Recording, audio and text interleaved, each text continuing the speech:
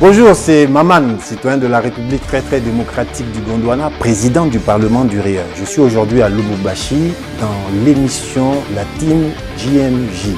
C'est tous les samedis. Première diffusion midi. Après, vous pouvez voir, il y a des podcasts. S'il n'y a pas de podcast, il faut qu'ils créent des podcasts.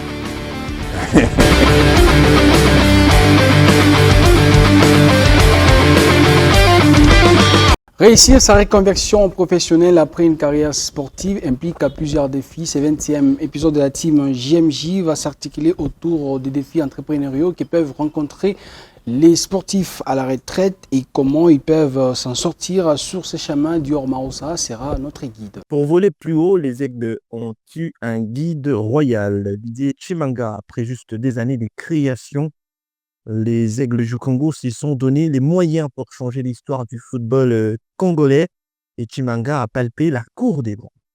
Ce n'était pas une course, bien évidemment, pourtant un simple match de football dans lequel Neymar Junior affrontait la légende Lionel Messi. Peu importe la défaite des siens, ce moment a surtout marqué l'entrée de Neymar Junior dans la cour des grands. Au cours de cet épisode de la team JMJ, nous allons vous refaire le film de cette rencontre devenue épique.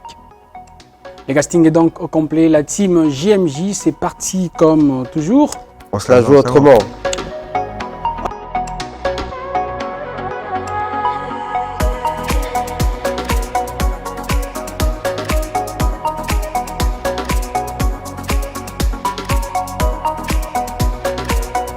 Voilà, on va encore se la jouer autrement au cours de ces 20e épisodes de la team JMJ, surtout avec une semaine Jean-Jeanne ou bien Jean-Lienne. Ouais. Déjà, c'est l'expression. L'autre fois, c'était Joëlienne. C'est Jean-Lienne. On risque de parler janvier. Ouais, mais après, je pense que c'est fut une belle semaine. Vous savez, ces derniers temps, il y a plein de choses qui se passent. On est presque vers la fin de la saison sportive, on va dire. Aussi à la fin de la saison de la GNJ. Mais il faut signifier que la fin de la saison sportive sur le terrain. Parce que dans les bureaux, il y a encore il y a une nouvelle série qui commence. Encore une série, voilà. Championnat qui continue. Ouais, c'était un peu calme pendant un moment. Mais après moi, il faudra dire que je pris mon temps pour travailler de temps en temps. Je pense que ma semaine, ça change pas, c'est un peu trop monotone.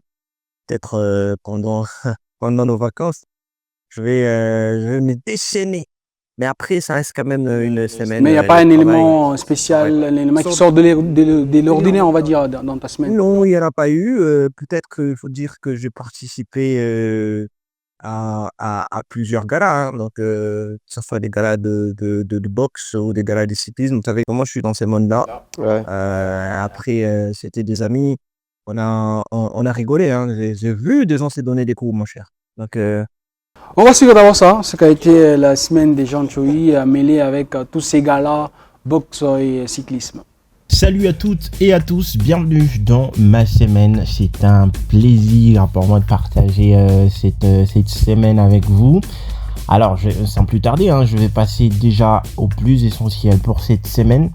Alors, il faudra dire que ma semaine, comme je disais tout à l'heure, elle est un peu plus prise entre les travails et un peu des divertissements. Alors je commence par les tournages de mon émission perso HK6.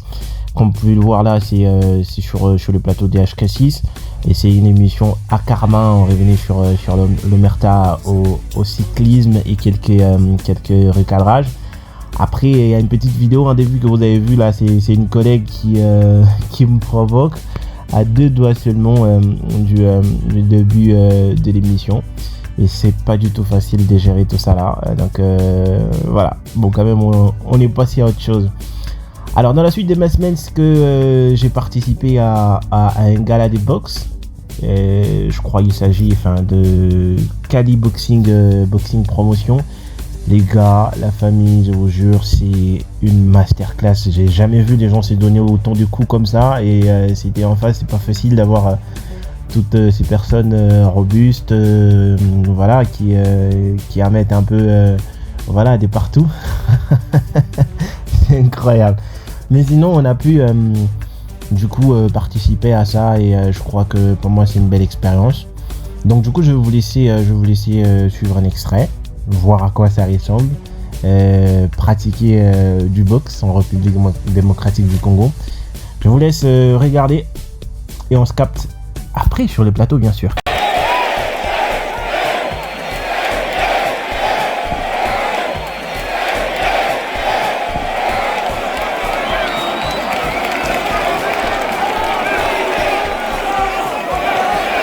Voilà, c'était la semaine de Jean Tchoyi, auréolé.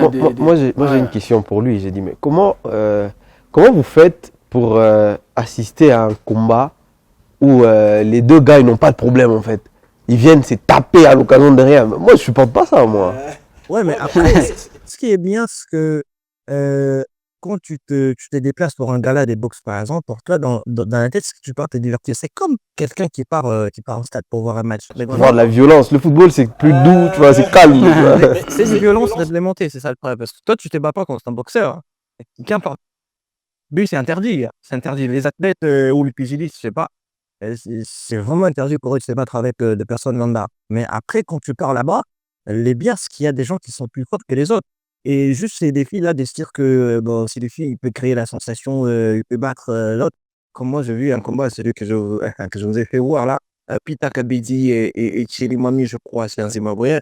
Mais après, c'est au bout d'une minute seulement, il gagne ce combat. C'est tout ça, c'est spectaculaire. Et quand il y a des scènes affreuses, genre les sangs, Ouais, moi, ça fait pas peur. Ouais, moi, c'est ce qui me dégoûte dans ça.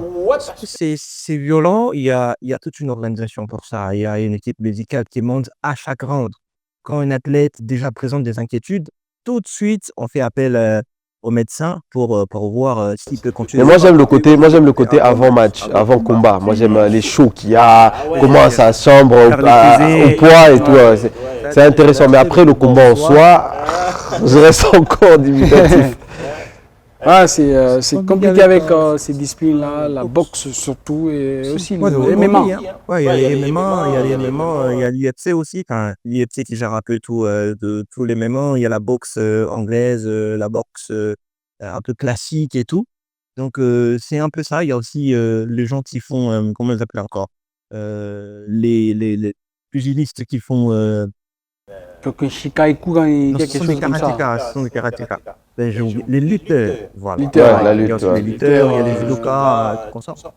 Franchement, c'est un plaisir. Vous n'avez qu'à regarder comment ces jeunes-là se débattent. Mais il y a deux luttes africaines et Oui, mais après, genre ce qui se passe au Sénégal. je parle de la lutte gréco-romaine. Ok. Donc, la lutte Le gars, il s'y connaît. Hein. Voilà. internationale. Mais il faudrait dire que l'Afrique aussi est en train de venir petit à petit parce qu'il y a aujourd'hui des lutteurs qui viennent non seulement du Sénégal, de la Côte d'Ivoire, du Bénin, qui sortent un peu la tête de l'eau. On l'a vu récemment avec les Jeux Olympiques. C'est intéressant. Voilà, c'était la semaine des Jean Tchoyi. Et ici, on poursuit avec ce 20e épisode de la team JMJ pour maintenant refaire ces matchs. Le match du Sacre qui a couronné bien sûr l'équipe des Aigles du Congo pour cette 30e édition de la Ligue nationale de football.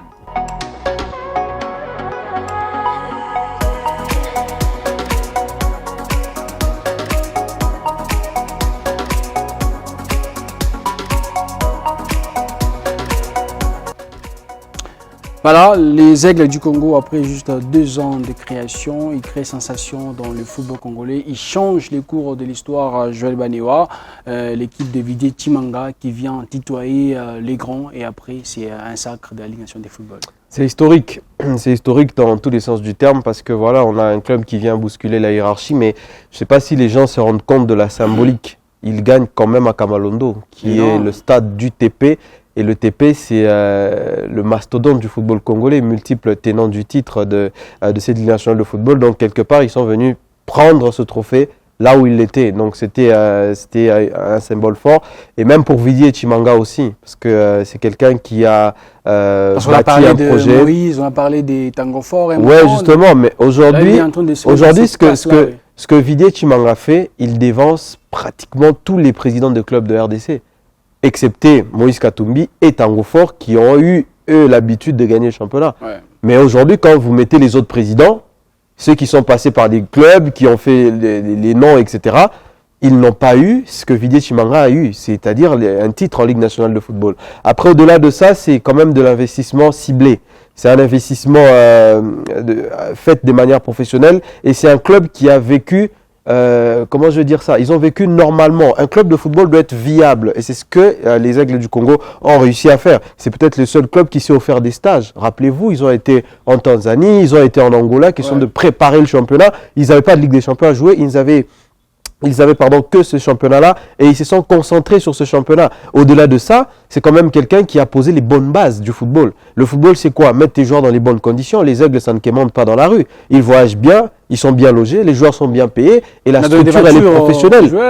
En plus, il y a des primes, il y a des cadeaux comme les véhicules, etc. Donc, ça fait en sorte que vous avez un club qui vit normalement. Et quand vous avez un club qui vit normalement et dans un environnement sain, je crois que les résultats viennent de manière naturelle. Après, il y a peut-être des mauvaises langues qui vont dire oui, c'est parce que Mazembe n'est pas fort, oui, parce que Vita Club est perdu, parce que c'est sinon. Ils ont quand même bataillé avec Magne Maignon et le FC Saint-Ouen Lupopo. Il ne faudrait pas oublier qu'ils sont aussi un très beau champion dans le sens où c'est la seule équipe cette saison qui a battu tout le monde. Évidemment qu'il a battu, tout le monde. Tous les grands, ils sont tombés devant les Aigles du Congo. Donc c'est un très beau champion qui a mérité justement ce titre-là. Et il y a aussi l'entraîneur, on n'en parle pas assez, Papi Mpoi, qui a fait un travail exceptionnel. Quand vous regardez le style de jeu de cette équipe-là, c'est quand même, c'est assez exceptionnel. Il y a les jeunes, je crois c'est Esdras Makosi, qui, je sais pas, il a 16 ans ou 17 ans, qui gagne une Ligue nationale de football en étant le milieu récupérateur de cette équipe-là. Donc c'est un collectif bien bâti, un entraîneur qui savait ce qu'il fait. Après, il y a aussi des choses à redire sur lui, mais c'est un très beau groupe, un très beau collectif et c'est un très beau champion qui a mérité ce titre. Et si on s'en tient aux arguments de Joël Banéa, on va dire que c'est vraiment un champion mérité, un vrai champion de la Ligue nationale de football, un champion légitime. Il a battu tous les grands de notre championnat. Il est venu prendre ce titre-là au Stade TP Mazembe pour les stades du tenant du titre. Dans les contenus, ils ont produit un beau jeu. C'est vraiment un champion mérité. La légitimité vient dans le sens que c'est les titres qui le remportent sur le terrain. Parce que, après, vous savez, on s'y est habitué quelques années en arrière à avoir un championnat qui pouvait se terminer dans le bureau. On a assisté à une saison où tout le monde a joué au football, mais on s'est quand même décidé de reconduire un classement de la saison dernière parce que il fallait faire plaisir à X ou à Y. Et ça frustre. Et l'évolution, à mon sens, dans ce que nous sommes en train de faire, c'est que les Aigles du Congo sont venus un peu surprendre tout le monde, battre tout le monde en cascade, je disais dans l'une de nos productions ici. Et ça, personne ne les attendait à ces niveaux-là. Parce que, voilà, tu te réveilles par un bon matin, il y a un club qui arrive il y a 2 ans, qui bat Mazembe, qui bat Desampé, même Vita Club, disons que ça reste quand même Vita Club, même pas au meilleur de sa forme, ça reste l'une des meilleures équipes de ces pays. Donc, du coup, c'est un peu tout ça là, la surprise. Mais c'est une surprise qui se prépare il y a fort longtemps. Parce que la première saison, les gens ne l'ont pas tellement vu. Ils ont frôlé les interclubs de la CAF. Tout à fait, mais cette équipe-là des Aigles du Congo, ils ont fini devant Vita. Était à 2 doigts de jouer ces interclubs de la CAF. Il fallait vraiment que ça se règle dans le bureau pour que les Aigles restent à domicile. Mais qu'est-ce qu'ils font pendant ces temps-là? Parce qu'il n'y a pas de regrets. On se concentre directement sur la prochaine saison. Et que, bon, c'est sûr qu'il y a les contentieux Luc et tout comme ça, mais derrière cette restructuration, ça veut dire un entraîneur peut partir. Les Aigles du Congo, ça reste une institution. On garde le cap, on continue. Tout à fait. On reste focus sur l'objectif du club, qui est celui de faire mieux que ça. La plus grosse déception, oui, je l'ai dit d'ailleurs lors de notre émission précédente, que j'aurais bien voulu voir le Popo remporter cette Ligue nationale des football, mais quand vous avez plus fort que vous, les Aigles du Congo, qui vous manipulent, qui vous battent à Kinshasa et avec manière. Et parlant de Lupopo, est-ce qu'il n'y avait pas aussi une certaine distraction par rapport à Lupopo? Parce qu'on parle de Mazembe qui est en baisse, V-Club, DSMP, c'était peut-être la bonne occasion pour Lupopo de gagner. Après, voilà, c'est Aigle qui crée la sensation. Les plus grosses déceptions de ces championnats, pour moi, c'est Maniema en premier et puis il y a Lupopo en deuxième. Parce que ces deux clubs-là, j'ai jamais vu des clubs aussi distraits comme ces deux-là. Parce que franchement, quand vous avez un championnat, oui, mais quand vous avez un championnat qui est dominé régulièrement par les TP Mazembe, et que ces Mazembe-là, boitillants, c'est pas fracassé depuis quelques saisons, et Lamine Diaye qui essaie de colmater les brèches avec ce qu'il a entre les mains. Et ça marche ouais, mais ça marche pas parce que les résultats sont là. C'est que quand toi tu t'appelles le Popo et que tu te donnes autant de moyens et que tu peux inviter chez toi n'importe quel joueur, parce que là, ils ont bluffé avec leur mercato. Il y avait des joueurs qui venaient de partout, même ceux qu'on s'y attendait pas. Et que tu t'appelles Magne Maignon, les discours que tu nous sors après ton élimination à Ligue des Champions, parce qu'on revient plus fort, on se concentre, on revient dans la même compétition, tu ne te permets pas de faire des choses comme ils les font là. On est beaucoup plus resté dans les brouhahas, dans les tralala, dans les bon, d'accord, écoutez, ça reste le popo, Chiki Abin, où on a la chance. On s'est suffi de ce qui s'est présenté devant, au lieu d'aller chercher mieux que ce qu'on avait déjà. Parce que le popo, finir en deuxième position, pour moi, c'est pas une surprise. C'est pas une surprise au vu de cette saison, parce que les cadres ne répondent pas. Que ce soit des Sampé qui se réveillent tardivement pour battre un peu tout le monde et créer la sensation, la surprise, ou Vita Club, qui est l'équipe toujours, qui pouvait vous faire un bon match, et puis 3 mauvais matchs, qui pouvait vous gagner un match, et puis faire 6 matchs sans aucune victoire, rien que des défaites et des matchs nuls. Tu termines pas à la deuxième place quand tu t'appelles le popo. Parce que je pense que dans la négociation de matchs, que ce soit à domicile ou à l'extérieur, il n'y avait pas des erreurs à commettre comme eux, ils l'ont fait.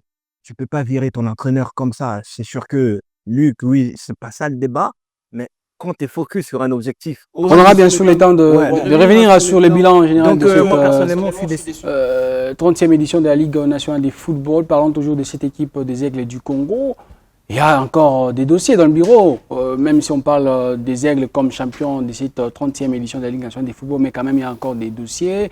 C'est les managers du TP Mazembe qui déclarent que voilà, à l'heure actuelle, on ne va pas dire que les Aigles est champion, mais ça ne sera pas une honte pour le TP Mazembe, par exemple, de poursuivre les Aigles, alors que quand on regarde la manière dont le champion s'est joué, on sent que l'Aigle mérite vraiment son titre.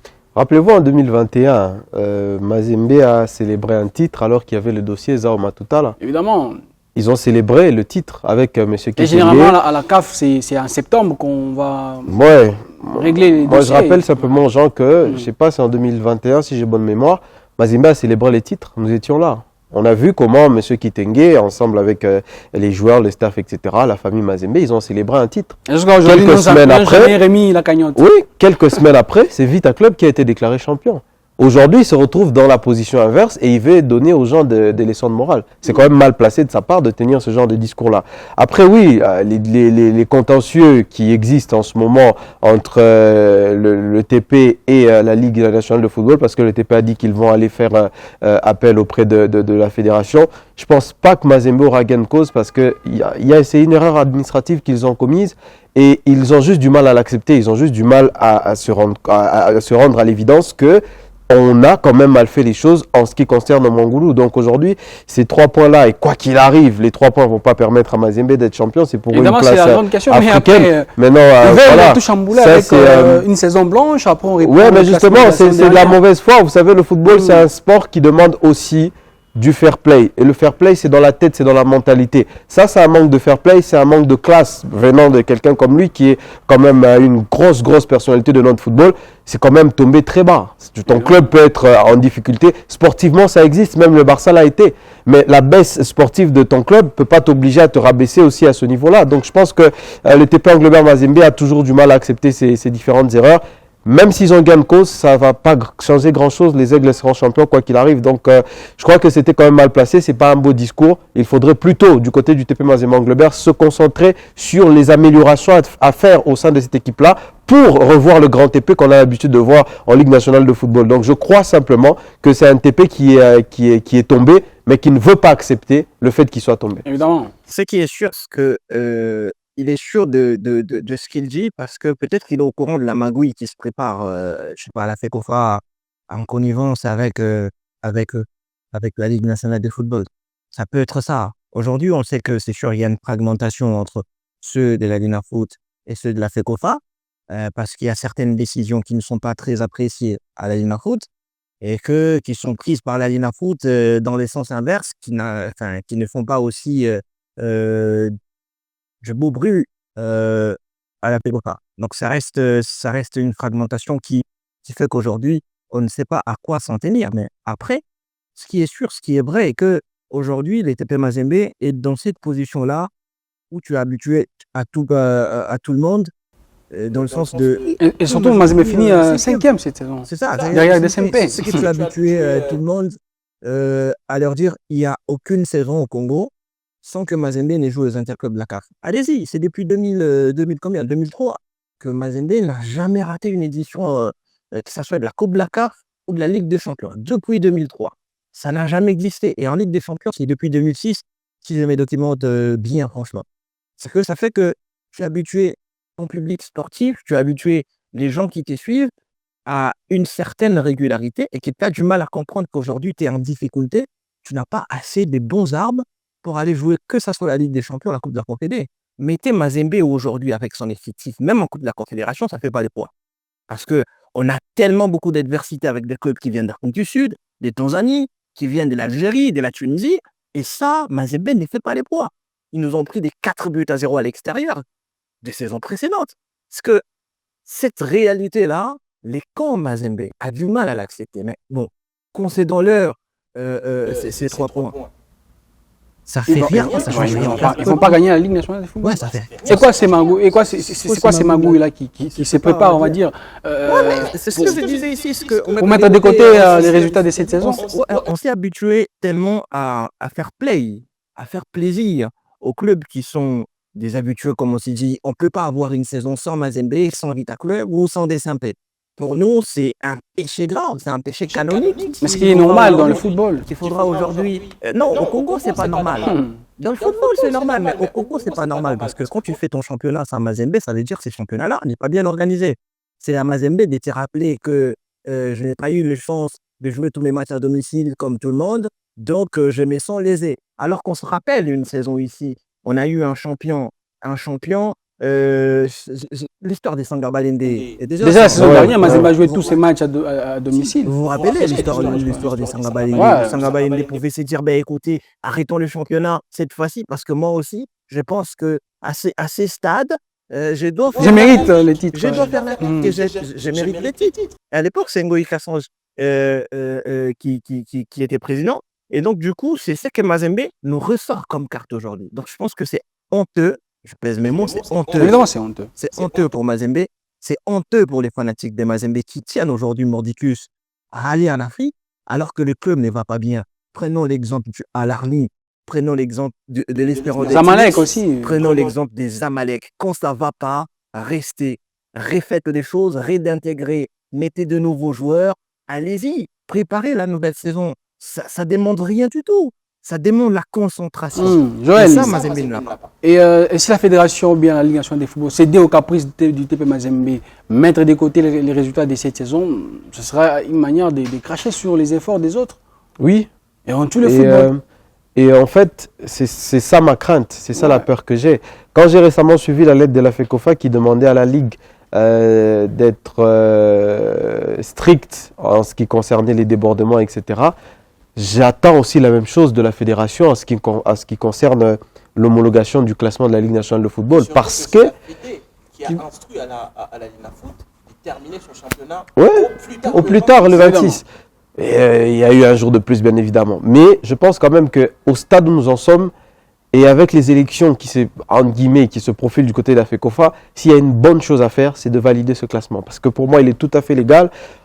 Et c'est même pas un classement qu'il faut valider pour dire qu'on fait pour être bien vu. Non, c'est un championnat qui s'est déroulé dans les normes.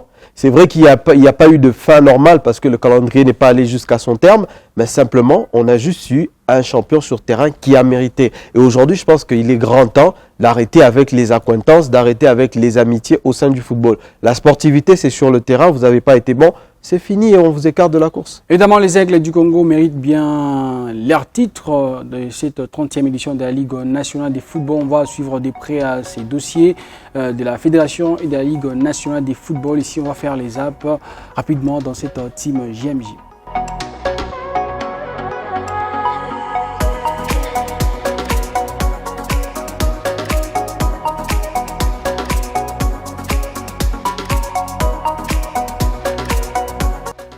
Et les premiers titres de ces apps, c'est les derniers résultats de cette Ligue nationale de football qui s'était clôturée le vendredi dernier avec les sacres des Aigles du Congo. Ici, déjà, le TP Mazembe était en train de faire jeu égal face à cette équipe des Aigles, un but partout. L'équipe de Tanganyika a été battue par Simba 2-0. Ange Vert a fait jeu égal face à Rangers, 3 buts partout. Lupopo et Mané Magnon, 0 but partout. Et le club a été battu par l'équipe des DSMP en but à 0. Et pour ce qui concerne les deuxièmes titres, c'est en rapport avec la Ligue de football féminin. Déjà, l'équipe des Messichana est donc sacré champion après sa victoire sur l'équipe des Bikira Jonchuy. Après avoir organisé tout un film, tout un scénario sur ça, et qu'aujourd'hui on est cette équipe de Messichana, je pense avoir bien prononcé, championne de la RDC parce qu'on voulait au moins avoir son protégé en course pour cette place africaine.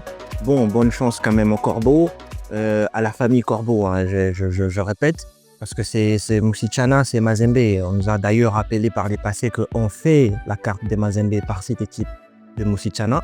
Donc félicitations à elle. Il y avait quand même beaucoup de clubs qui sont venus, que ce soit de la partie orientale du pays, que ce soit de la partie centrale et ici, et voire même à Kinshasa.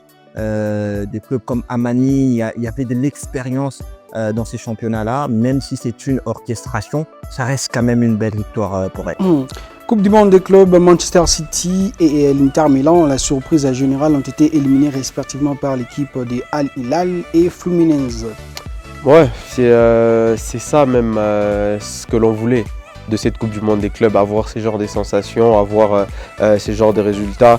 Les gens ne se rendent pas compte. C'est vrai que ce championnat-là de l'Arabie Saoudite n'a pas un certain niveau, mais il y a des vrais joueurs de football. Et Al Hilal plutôt l'a démontré avec Yassine Bounou exceptionnel et avec des attaquants capables de marquer, ce coup de tête de Koulibaly fantastique. Après, du côté de l'Inter, oui, moi j'ai senti une équipe un petit peu fébrile défensivement, alors que c'est la marque de fabrique de cette équipe-là. On ne se rend pas compte, mais Inzaghi est quand même parti et ça va peut-être prendre du temps à l'Inter. Question de se réorganiser et aller de l'avant. Donc c'est une belle Coupe du Monde et je pense qu'on n'est pas encore au bout de nos surprises. Voilà, c'est une belle Coupe du Monde et nous on continue avec cette belle émission, le 20e bien sûr, épisode de la team GMJ pour maintenant prendre le focus de cette émission.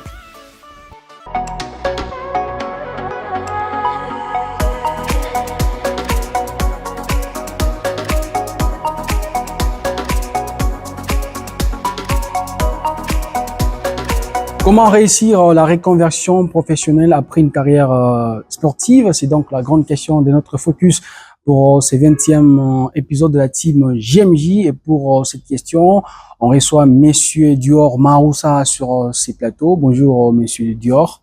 Bonjour. Voilà, vous êtes entrepreneur ici en RDC, à Lubumbashi précisément. Avec vous, on va évoquer cette question de la reconversion professionnelle. Et déjà, on vous pose la question de savoir, dans le monde entrepreneurial, qu'est-ce que ça implique, c'est reconvertir professionnellement? Merci beaucoup pour cette question. Je crois que l'entrepreneuriat a beaucoup de principes à suivre. L'entrepreneuriat a aussi ses caprices. Par moments, le monde sportif n'arrive pas à faire cette conversion, quitter peut-être sur le plan sportif, préparer peut-être sa vie future dans l'entrepreneuriat. Ça n'a jamais été facile, c'est comme quelqu'un qui est habitué à prendre la bouillie et du coup vous lui demandez qu'il puisse manger des foufous. Donc il doit toujours se préparer, avoir des coachs, comme dans le foot il y a toujours des coachs, dans l'entrepreneuriat aussi il y a des coachs. Il doit être entouré des conseillers, tels que des conseillers financiers, des conseillers fiscaux. Et il y a aussi les gens qui l'ont précédé dans l'entrepreneuriat. Quand on parle de l'entrepreneuriat, nous voyons directement, c'est l'investissement de la vie. La personne s'est dit, j'ai une idée, je dois préparer peut-être ma pension. Après le foot, après le sport, je dois préparer ma pension et dans quel angle que je peux débuter ma vie. Parce que le foot, il y a l'âge. C'est vraiment limité. Il y a une limitation de l'âge. Tu ne peux pas jouer jusqu'à la vieillesse.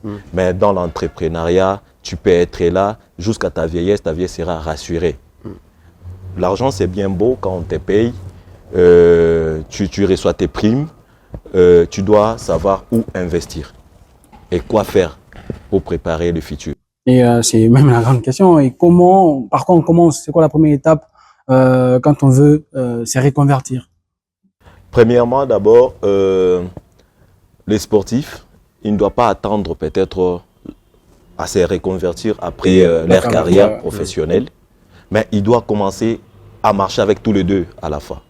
Parce que l'entrepreneuriat, ça demande de la patience.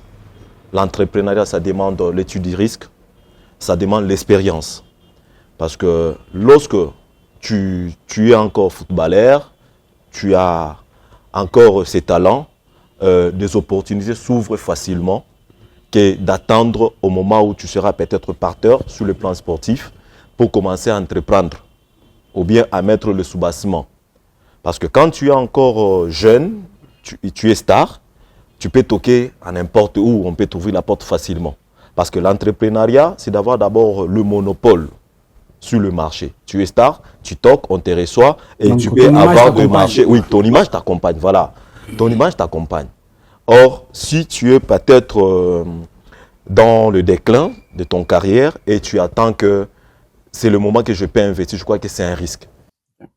Jean? Monsieur Dior, rebonjour et merci d'être là. Et moi, j'ai une question au fait, parce qu'on parle d'entrepreneuriat et aussi on parle aussi de la réussite dans tout ça là. J'aimerais comprendre, selon vous, vous êtes dans ce domaine-là il y a fort longtemps, quand est-ce que on s'estime réussir dans quelque chose? La réussite pour vous, ça s'évalue à quoi généralement? Parce qu'il y a des gens, il peut faire 2-3 trucs, il y a une petite flamme pour lui, c'est une réussite.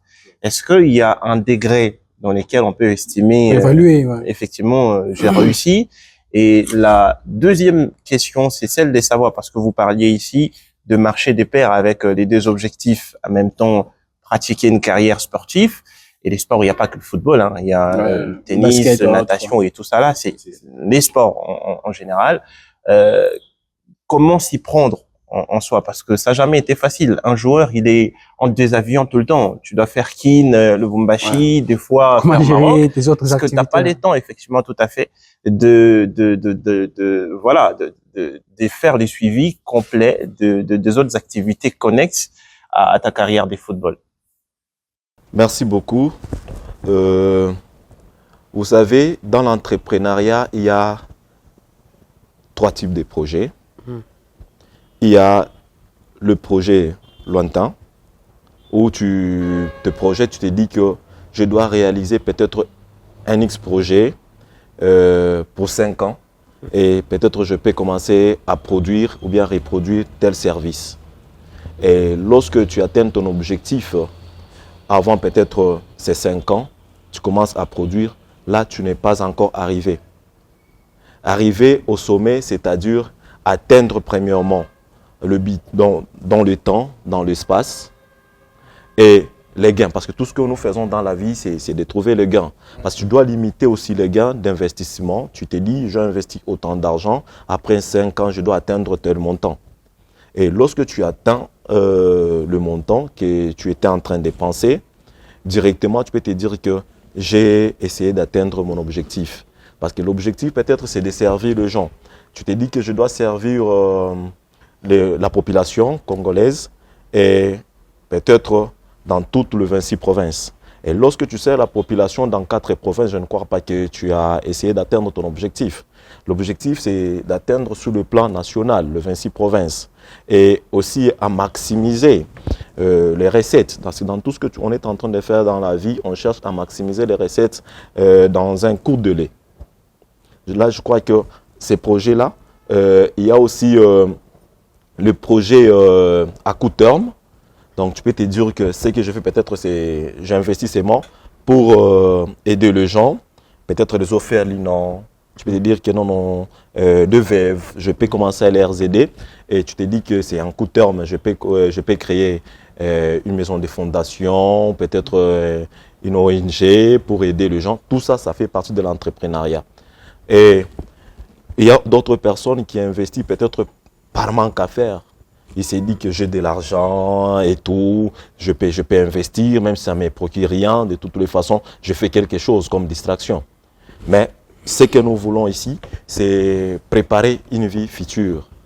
Et pour avoir au moins cette vie future, il faut avoir des conseils. Comme vous venez de dire que les sportifs par moment, ils n'ont pas les 2 pieds sur terre.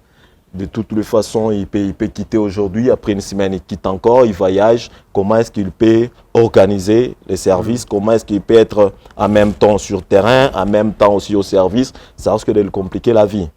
Or, si nous voyons très bien nos organes que nous avons, la vie c'est la complémentarité. Chaque membre sur nos corps a besoin de l'autre. Donc voilà pourquoi j'ai parlé d'avoir des conseillers. Quand il y a des conseillers, tu peux ouvrir des services, tu embauches les gens, tu lances le lancement d'offres, il y aura un DG, toi tu restes comme le fondateur de cette entreprise, il y a un DG, il y a un financier, il y a des secrétaires, chacun joue son rôle dans ton entreprise et là toi tu seras comme actionnaire dans cette entreprise. Et du coup, ça t'éloigne au moins de beaucoup de stress, tu te concentres sur le sport. En même temps, à gauche, il y a ton entreprise qui évolue facilement. Je crois que c'est le mieux à faire. Il faut très souvent, nous, le Congolais, on a peur d'avoir des conseils. Par moment, on s'est dit qu'on connaît tout, je peux y arriver seul. Or, nous devons vraiment avoir des conseillers. C'est très important. Il y a des gens qui préfèrent palper les risques eux-mêmes que de se faire accompagner. Alors, M. Dior, moi j'avais une question.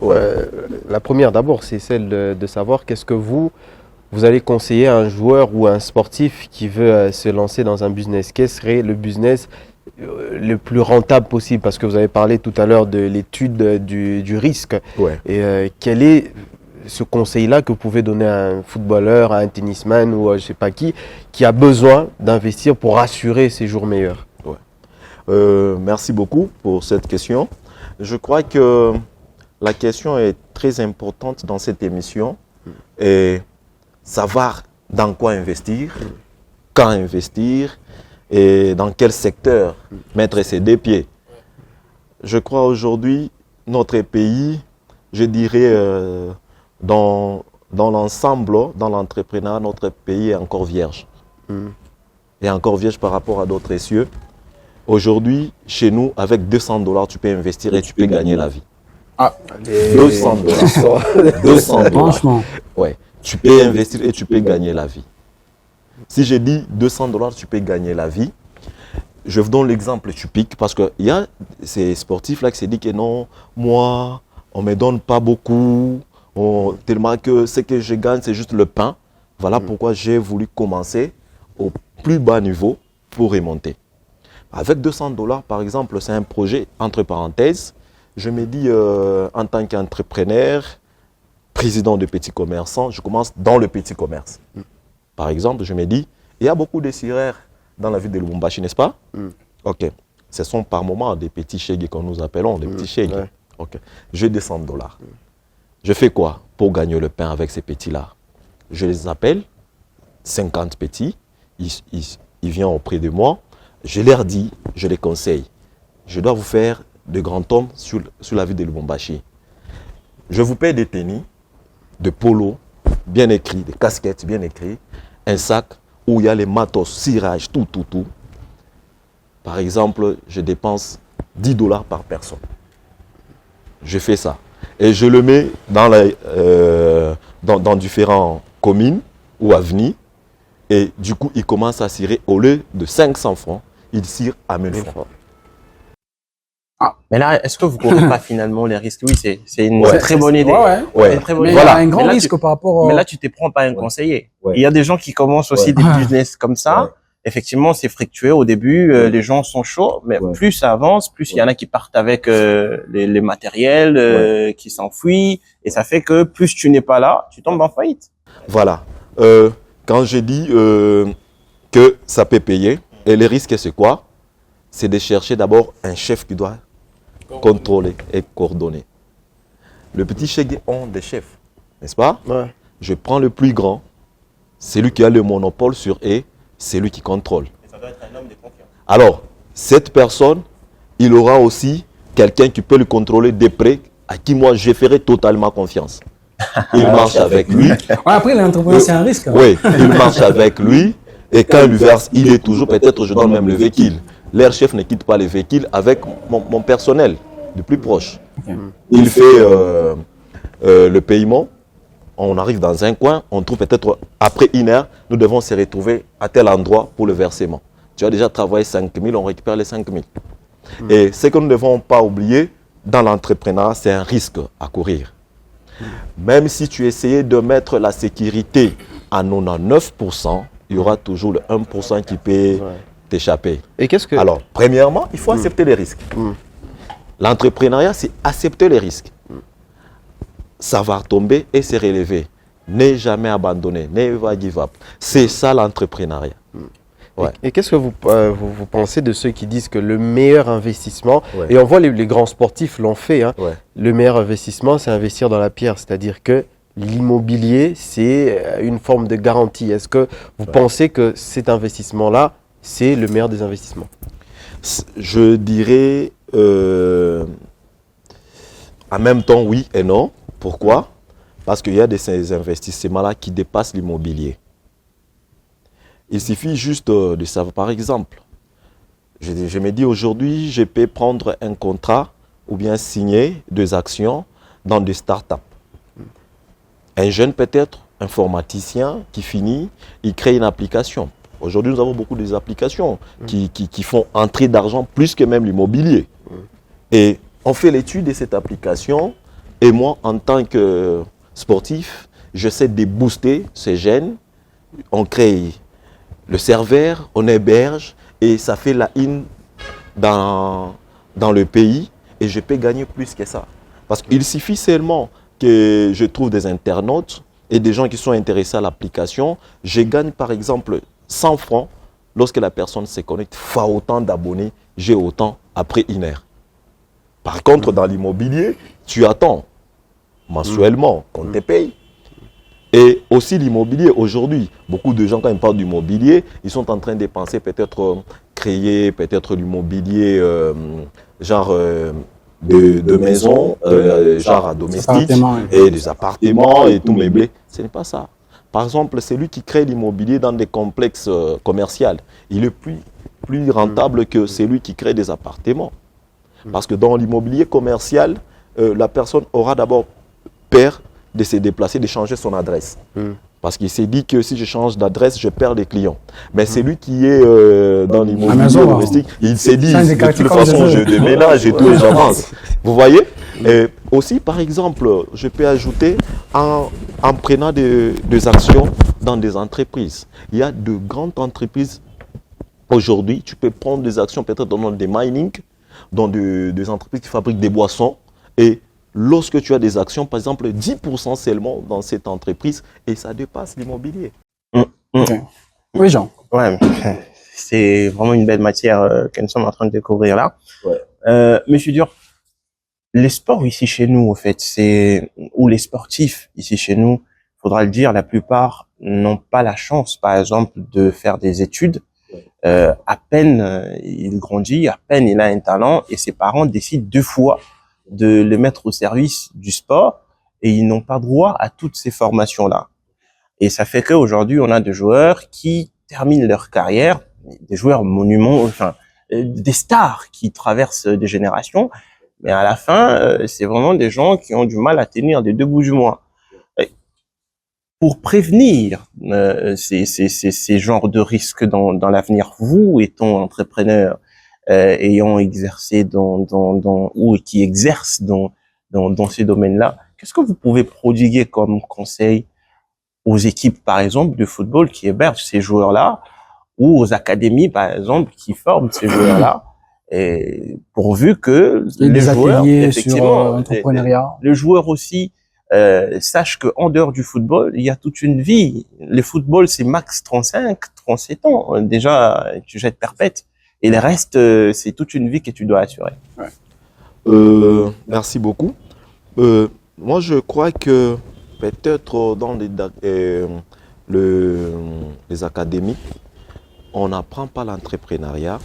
Pourquoi? Parce que, vous voyez, un entrepreneur, c'est un capitaliste.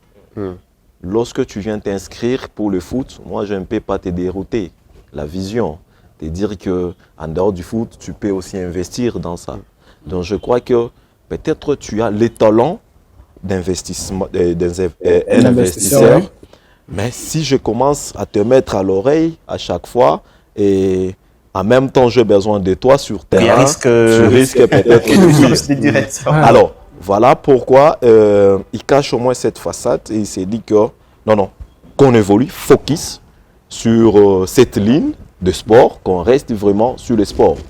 Or, c'est le devoir des parents, c'est le devoir de l'entourage, c'est le devoir peut-être d'autres stars qui sont dans des couples.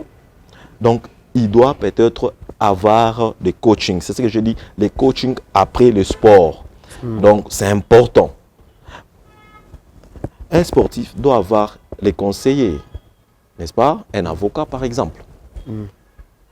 Un avocat conseil, il est là. Son rôle, ce n'est pas seulement attendre quand il y aura les dégâts.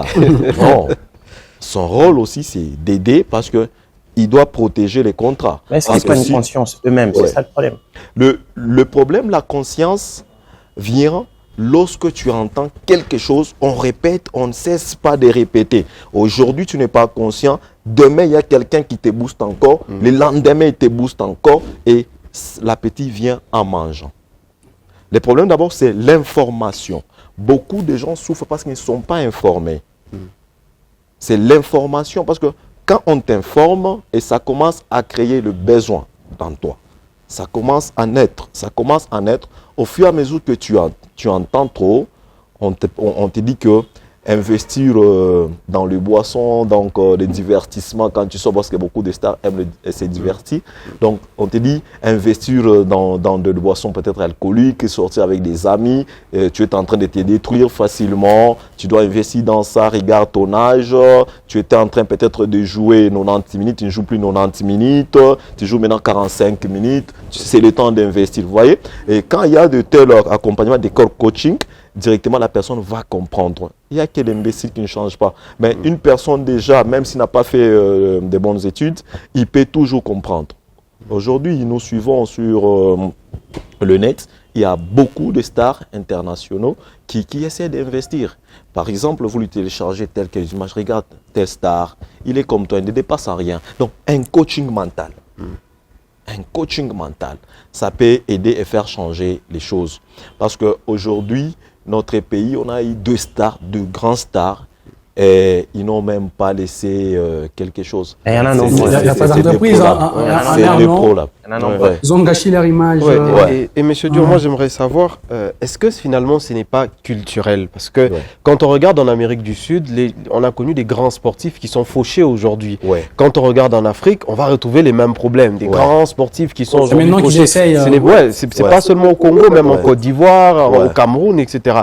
Mais c'est fort difficile de voir en Europe une ancienne star qui se retrouve en difficulté financière. Est-ce que finalement, tous les problèmes de manque d'investissement, d'après-carrière, est-ce que c'est peut-être culturel au final?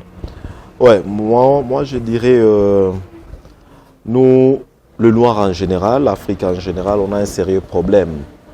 Vous voyez, lorsque, admettons, nous là, tel qu'on est là, lorsque tu commences déjà à palper la réalité, mais tu as beaucoup de conseillers à la fois. Des conseillers pour te flatter. Tu as envie d'accomplir tes rêves. Et directement, c'est l'argent qui arrive, qui ne trouve pas un cahier de charges. Voilà au moins, lorsqu'on ne trouve pas un cahier de charges, tu as peut-être 10 000 dollars et tu n'as pas un projet et c'est facile que tu investis dans tout ce que tu veux investir sans pour autant peser les risques, sans pour autant faire les calculs, études du millier et coûts. Du coup, tu risques de te retrouver, c'est comme des crésers. Il s'est dit que j'ai encore la force de creuser. Aujourd'hui, je peux perdre l'argent et le lendemain, je peux entrer encore dans des carrières, je vais encore creuser, je vais aller au dépôt, on va me donner la thune facilement. Et la plupart des gens, ils oublient qu'il y a l'éboulement un jour. Et lorsqu'il y a l'éboulement, tu abandonnes ta famille, tu abandonnes tes enfants et c'est fini. Et voilà, la plupart des stars, ils sont comme ça, ils savent que le lendemain, lorsque je suis en forme, je vais faire l'entraînement, je vais jouer, j'aurai ma prime. Voilà. Donc c'était sans rapport avec la reconversion professionnelle après une carrière sportive. Un sujet large. Hein. Ouais, évidemment, Très, avec très Monsieur large. Dior Maroussa, peut-être on aura encore du temps pour en parler à nos prochaines interventions ici dans la team GMJ. On poursuit avec ces numéros. Ici, on va faire donc un pas dans l'histoire en 2011 lors de la finale de la Coupe du Monde des clubs.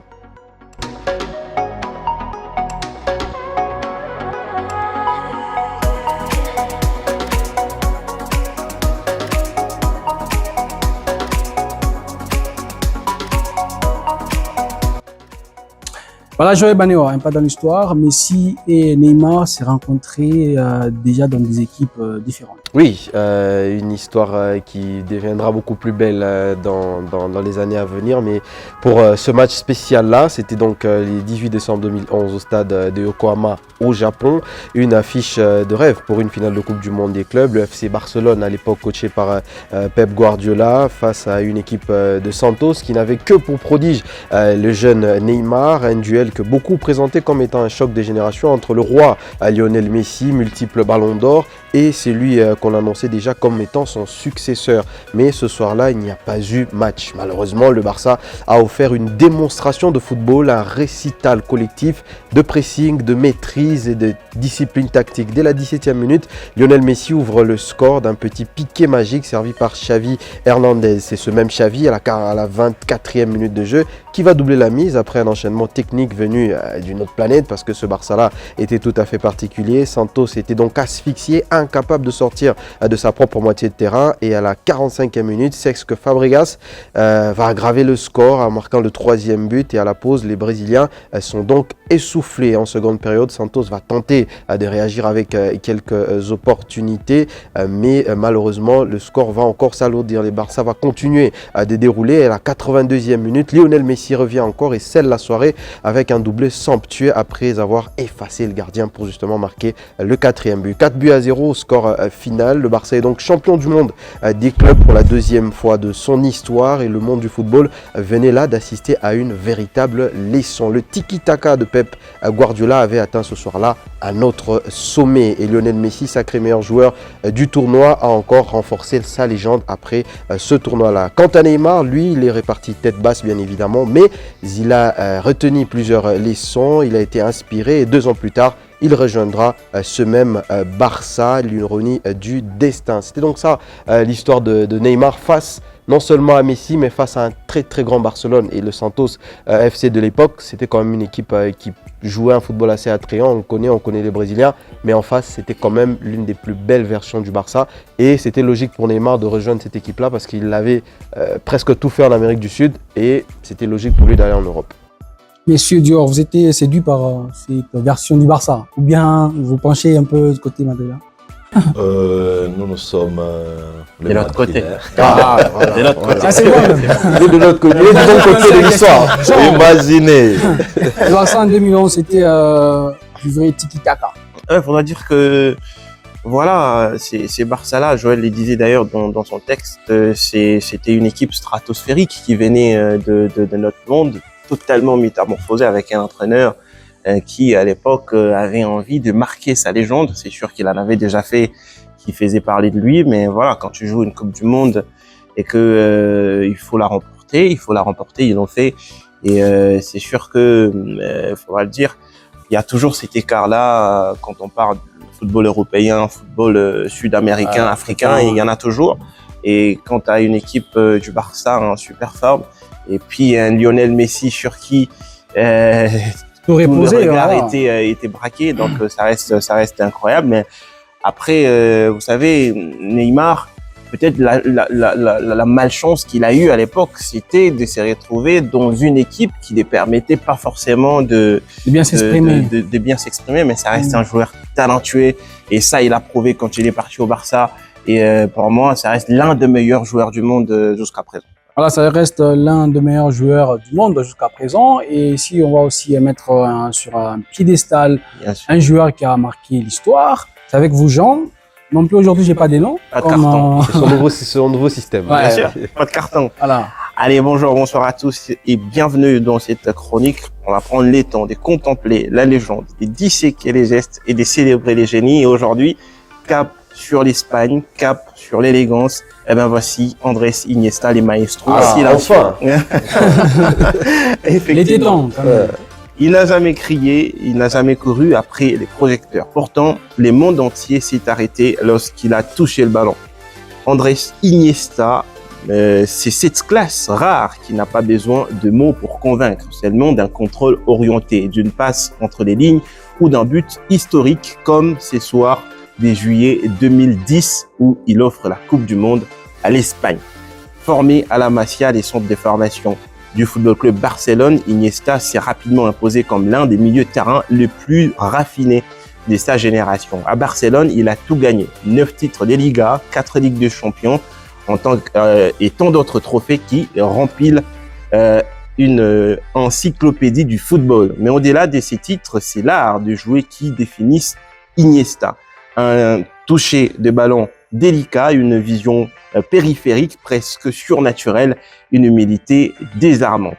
Avec Xavi à ses côtés, il a formé l'un des duos les plus redoutables de l'histoire du football moderne.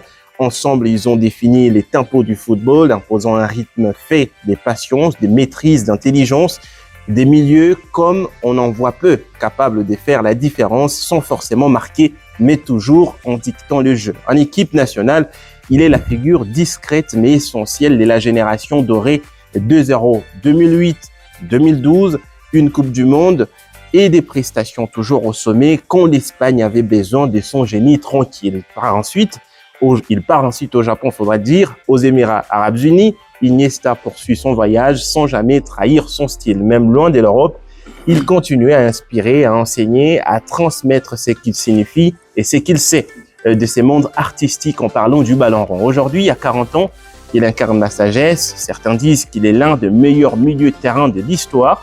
Nous, on indique qu'il est l'unique. Moi, personnellement, en tout cas, vous m'en excuserez. Il a changé notre manière de voir le football. Andrés Iniesta, c'est ces genres de joueurs qui ne vieillissent pas dans nos cœurs. Et bien sûr, voilà, c'est mon coup de cœur.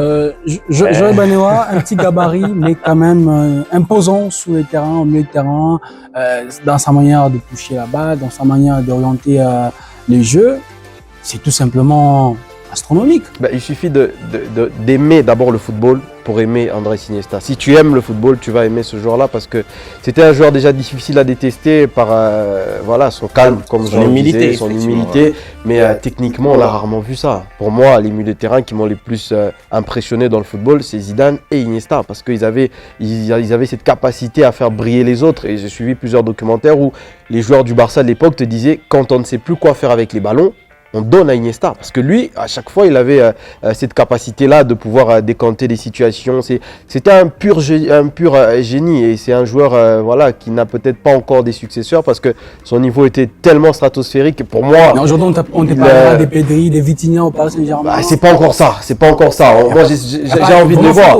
Non, Iniesta, c'était autre chose. C'était une folie. Au-delà de ça, c'est quand même un joueur qui a mis des buts importants. Coupe du Monde, finale. Tu marques et tu donnes à ton pays historique. La première Coupe du Monde de son histoire, ça te met quand même. Iniesta, c'est le Zidane espagnol. Donc, c'est le Ballon d'Or. Ouais, malheureusement, c'est autre chose. Les Ballons d'Or, on sait tous comment ça se passe. C'est une autre dimension. Oui, en tout cas, à un moment donné, il a été le meilleur joueur du monde et sans aucun doute. Et je crois qu'il n'y a peut-être personne pour me contredire. En dehors de Zinedine Zidane, je ne vois personne qui peut rivaliser avec ce joueur-là. Et c'est peut-être vrai qu'il y aura des joueurs qui peut-être auront les mêmes talents. Mais face à eux, on les comparera. Effectivement, on les comparera à Iniesta parce que Iniesta, c'est légendaire. C'est la référence. Ça reste le prototype du milieu de terrain moderne, Iniesta. Et nous, on va rester les prototypes. Si tu permets. Ouais. Monsieur Dior. C'est pas parce qu'il est madrilène qu'il peut rien dire sur Iniesta. Vraiment. Pour moi, André Iniesta, c'est vraiment un joueur très complet. Complet dans ses mouvements. Quand il bouge, vous sentez les terrains et tout le monde sait qu'il y aura quelque chose qui peut se produire. Et comme on vient de le confirmer, avec le FC Barcelone, et lorsque Iniesta n'est pas, vous sentez qu'il manque un joueur. Ça bouge un peu. Ouais, il manque un joueur. C'est important. Et vous, dans votre enfance, vous avez joué au foot? Oui, j'ai joué au foot. J'ai joué au foot. Moi, j'aime bien le défense. Hein. J'aime bien le défense. J'aime jouer à la défensive. Ce qui fait que vous consolidez les acquis. Voilà, comme je disais, non, si on va rester pour consolider les acquis dans cette team GMJ pour l'épisode prochain, ça sera donc le 21e épisode. On continue petit à petit notre petit bonhomme de chemin. On va se retrouver la semaine prochaine. On dit merci à Jean, merci à Joël, merci à messieurs Dior Maroussa. On se retrouve la semaine prochaine pour un autre numéro de la team JMJ.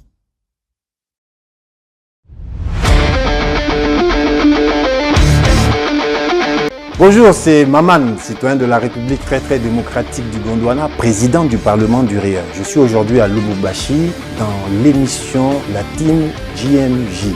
C'est tous les samedis. Première diffusion midi. Après, vous pouvez voir, il y a des podcasts. S'il n'y a pas de podcast, il faut qu'ils créent des podcasts.